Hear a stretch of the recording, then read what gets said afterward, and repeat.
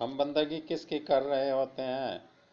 ہم بندگی اسی کی کرتے ہیں جس نے ہمیں پیدا کیا اور جو ہمارا پروردگار ہے، لیکن ہم بندگی کس کی عام زندگی میں کر رہے ہوتے ہیں؟ اللہ کی نہیں بلکہ نفس کی۔ آئیے اس کو سمجھنے کے لیے کچھ واقعات دیکھتے ہیں۔ ایک ساتھی سے آپ کی انبن ہو گئی، آپ کو ان پر غصہ آیا، آپ نے اس سے تعلق قطع کر دیا، آپ نے اپنے ساتھی سے سلام کلام ترک کر دیا۔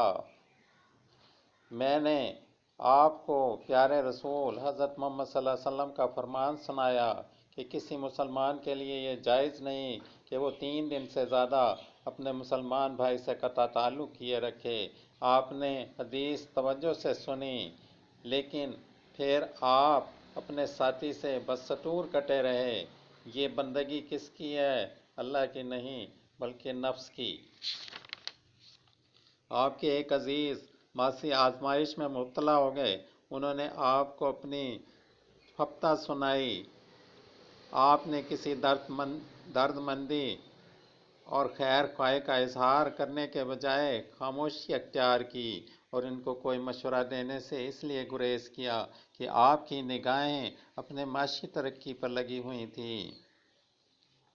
میں نے حدیث سنائی، مومن وہی ہے جو دوسروں کے لیے بھی وہی پسند کرے جو اپنے لیے پسند کرتا ہے، مگر میں نے دیکھا کہ آپ اپنے رویے پر قائم رہے اور آپ کی چمکدار پیشانی پر ندامت کا ایک چھوٹا سا قطرہ بھی نمودار نہ ہوا، اور میرا ذہن پریشان ہونے لگا کہ یہ تو نفس کی بندگی ہے۔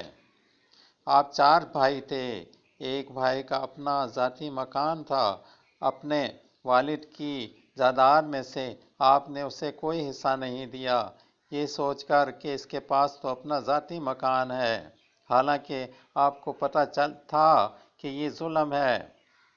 میں نے توجہ کرائی کہ یہ ناحق ہے اور بتایا کہ کسی نے کسی کی ایک بالش جگہ بھی اس دنیا میں دبا لی تو اگلے جہان میں 7 زمینوں کا توق اس کے گلے میں ڈالا جائے گا۔ بار بار یاد دہانی کرائی لیکن کوئی اثر نہ ہوا، آپ ٹس سے مس نہ ہوئے۔ تو یہ بندگی کس کی ہے؟ نفس کی، اللہ تعالیٰ کی نہیں۔ خدا کا واقعی انعام ہے، آپ پر رحمت ہے اور اس نے آپ کو بہت کچھ دے رکھا ہے۔ پچھ دنوں آپ ہی سے معلوم ہوا کہ نئی بیوی کے بیٹوں اور بیٹیوں کے نام سے آپ نے بہت کچھ خریدا ہے اور ان کی خوشحالی کے لیے آپ نے بہت سے انتظامات کیے ہیں، مگر متعلقہ بیوی کی اولاد کے نام سے آپ نے کچھ نہیں خریدا۔ وہ خستہ حال جگہ جگہ فریاد کرتے نظر آتے ہیں۔ آپ کا کہنا یہ ہے کہ وہ اپنی ماں کے کہنے پر چلتے ہیں۔ آپ کی طرز عمل سے انہیں شکایت ہے۔ میں نے آپ کو متوجہ کیا اور سورۃ نساء کا 2 رکوع پڑھ کر سنایا کہ خدا نے اپنے اٹل قانون میں اس طرح حصے بیان کیے ہیں، اور مومن کا کام تو صرف اس کی قانون کی تکمیل ہے۔ مگر آپ ٹس سے مس نہ ہوئے اور آپ کا دل ذرا بھی اس قانون کے آگے نہ جھکا۔ یہ نفس کی بندگی نہیں تو اور کس کی بندگی ہے؟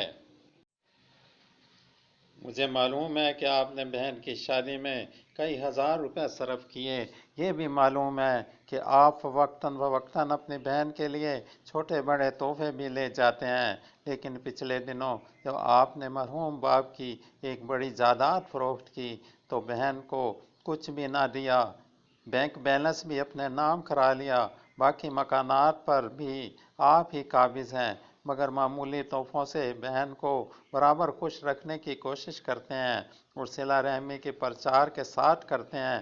میں نے آپ کو یاد دلایا کہ مرحوم باپ کے مال میں 2 حصے آپ کے ہیں اور 1 حصہ آپ کی بہن کا، اور خدا کا شکر ہے آپ کے والد صاحب نے تو اتنا کچھ چھوڑا ہے کہ بہن کا پورا حصہ دینے کے باوجود جو کچھ بچے گا وہ آپ کی پوری زندگی کے لیے کافی ہوگا۔